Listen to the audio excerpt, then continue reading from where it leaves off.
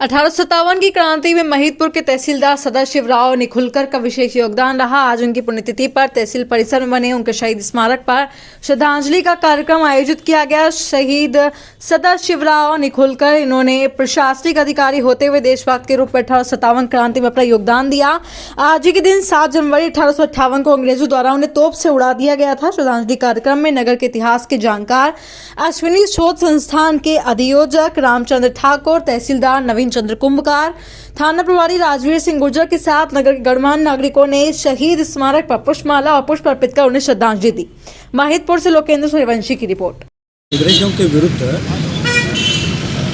भारतीय सैनिकों ने जो एक क्रांति की थी, उस क्रांति का संचालन यहाँ के महिदपुर तहसील में पदस्थ तहसीलदार सदाशिवराव गोविंद निखुलकर द्वारा किया गया था और उसमें क्रांतिकारी सिपाहियों को इन्हें संरक्षण दिया, क्रांतिकारियों को आर्थिक मदद दी, क्रांतिकारियों को हथियार, गोला बारूद दिया।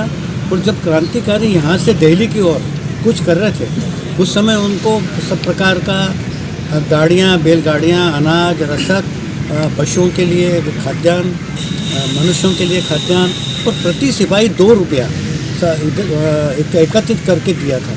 तो एक अपने यहाँ जो देश में 1857 की क्रांति वैसे तो विफल हो गई थी, किंतु उस क्रांति के लिए बहुत बड़ा योगदान देने वाले जो रणबांकुरे हैं, उनमें नाम है महिदपुर के तहसीलदार सदाशिवराव निखुलकर का।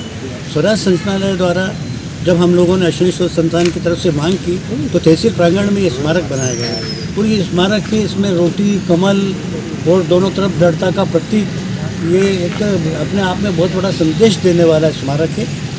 और हम इन आज़ादी के दीवानों को, जिनने आप महाराष्ट्र के रहने वाले थे निखुलकर, वहाँ से यहाँ सेवा में आए थे, उसके बावजूद एक गुमनाम अंधेरे में, गुमनाम आज तक अभी इतिहास के पन्नों में इनका नाम ही नहीं आया था।